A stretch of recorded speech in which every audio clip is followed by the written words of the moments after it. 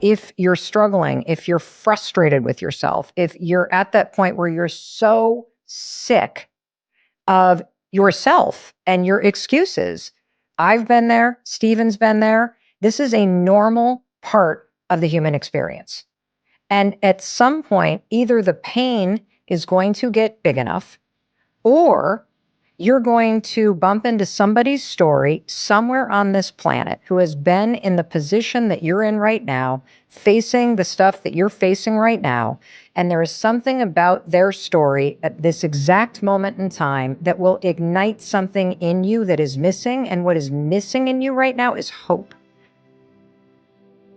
Because when you're stuck and when you are on a downward spiral, whether it's just in your own head or it's in self-destructive behavior, the thing that's missing in your life is hope.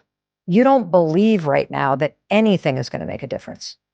What if this is the time sobriety sticks? What if I go to therapy and I actually do change the way that I think? What if I could recover from this narcissistic abuse that I've been kind of struggling with after that relationship or that marriage?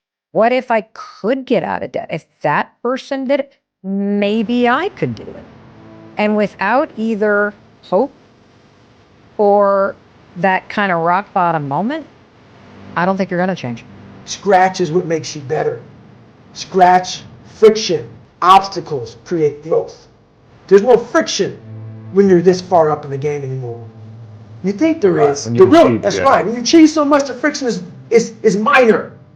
Because why? I'm sore. I'm going to get a massage today. I'm hungry. I'm going to eat today. The refrigerator is always full.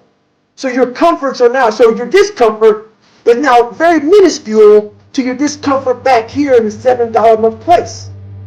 So you have to go back to the total discomfort to then raise your level of where you're at now. I'm not saying stay there and stay there. Visit it. And then you raise your level. You begin to realize that your dream and your gifts have so much meaning and so much value for you till your hunger for them will begin to push you past the fear. Your hunger to have them will give you a special drive. As you work on yourself, as you begin to acknowledge your true identity, the true power that you have, the true capacity you have to bring about change, the miracle working power that you have within yourself to do the things that you want to do. And once we learn to make choices that will measurably pay us back, give us more residuals for longer term, for longer time in life, we start to fall into that wise place of being able to navigate the art of living, where life becomes a little bit more of a dance.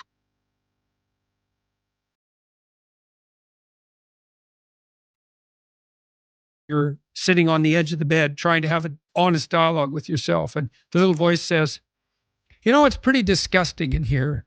And you think, well, I'm way above such trivial niceties as organizing my room. It's like, well, that's pride. That's arrogance. If you're above organizing what's actually yours, how in the world are you ever going to organize anything else? And so you get on your knees and you think, well, it's time to, take a brush to the toilet. And maybe that's where you start. And that works. That works. You start making those micro improvements, like real micro improvements, real on the ground, actual micro improvements to things that are wrong, you'll improve unbelievably rapidly. If you don't have hope and you don't have this breakthrough where you have for just a millisecond, this insight where you go, well, what if things did work out? If you don't have that moment, most people stay so stuck in resignation.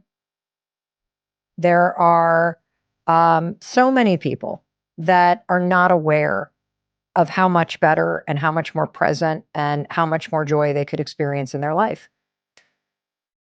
See, when you are not filling your life with the things that you are capable of doing. See, we all have some stuff that we've been given. And I don't think that it's optional for us to sit on what we have. See, if you're sitting on what you have, what you've been given, I think everybody's been given something to bring to the planet. That only you can do that. Only you can perform that. Only you can initiate that activity.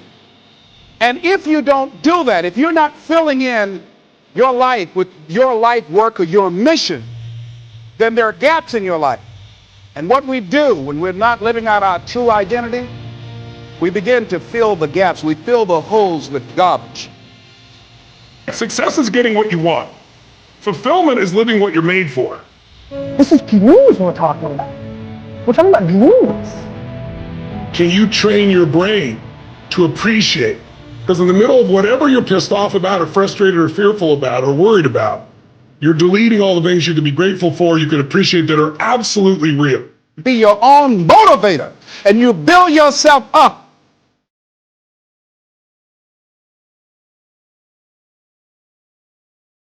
And that's the problem with the mind. And, I want your listeners or viewers to really think about this. You do not experience life. You experience the life you focus on. That's it.